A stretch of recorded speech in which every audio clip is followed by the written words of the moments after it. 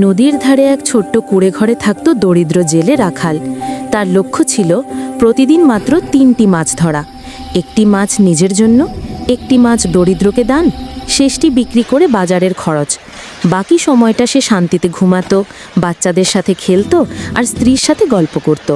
তার দিন চলত সুখে ও শান্তিতে। একদিন এক ধনী ব্যবসায়ী রাখালকে অলসভাবে ঘুমোতে দেখে অবাক হলেন। ব্যবসায়ী বললেন, আরে ভাই, এত কম মাছ ধরো কেন?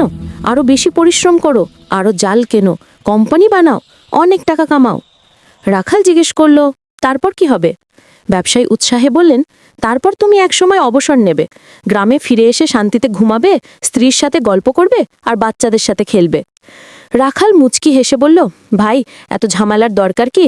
আমি তো এখন থেকেই সেই কাজগুলোই করি, আমার তো এখন থেকেই সুখ আছে। ব্যবসায়ী চুপ হয়ে গেলেন। তিনি বুঝলেন, জীবনের আসল শান্তি অতিরিক্ত সম্পদে নয়, বরং যা আছে তাতে সন্তুষ্ট থাকার মধ্যেই লুকিয়ে আছে।